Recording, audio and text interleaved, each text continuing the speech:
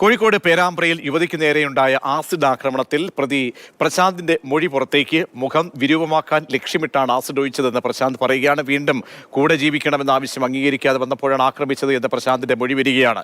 ഇംതിയാസ് കരീം ചേരുന്നുണ്ട്. ഇംതിയാസ്, കൊടും ക്രൂരതയിൽ ഈ പ്രതി എന്തൊക്കെയാണ് പറയുന്നത്?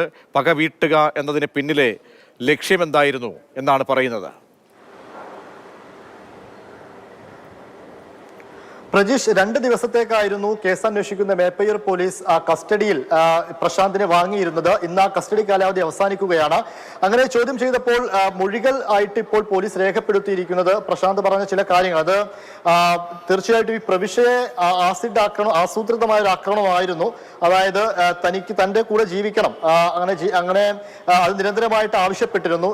അതായത് ഡിവോഴ്സ് കഴിഞ്ഞതിന് ശേഷവും പലതവണ പുറത്തുനിന്ന് കണ്ടപ്പോഴൊക്കെ ആ രീതിയിലുള്ള ആവശ്യം ഉന്നയിച്ചിരുന്നു. അങ്ങനെ ആ ആവശ്യവും ആയിട്ടാണ് അന്ന് രാവിലെയും ഈ ആക്രമണം നടന്ന അന്ന് രാവിലെയും അങ്ങോട്ടേക്ക് എത്തിയത്.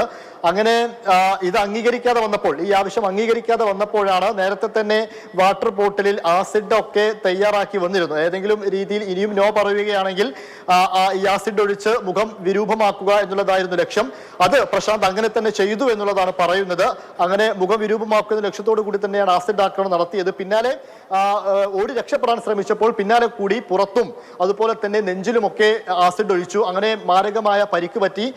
ഇവരുടെ ഒരു ബാക്ക്ഗ്രൗണ്ട് പരിശോധിക്കുന്ന സമയത്ത് ചെറിയ രീതിയിലൊക്കെ ലഹരി ഉപയോഗിച്ചിരുന്നുവെന്ന് പലരും നാട്ടുകാരൊക്കെ പറഞ്ഞതായി പോലീസ് പറയുന്നുണ്ട്. അതോടൊപ്പം തന്നെ നേരത്തെ 5ഓളം കേസുകളിൽ പ്രശാന്ത് പ്രതിയാണ്. വിവരങ്ങൾ നൽകിയത്. കോഴിക്കോട് പേരാമ്പ്രയിൽ യുവതിക്ക് നേരിട്ട ആസിഡ് ആക്രമണത്തിൽ മുഖം വിരൂപമാക്കിയാണ് ലക്ഷ്യമെന്നാണ് ഇപ്പോൾ പ്രതി പ്രശാന്തിന്റെ മൊഴി പോലീസിന് ലഭ്യമായിരിക്കുന്നത്.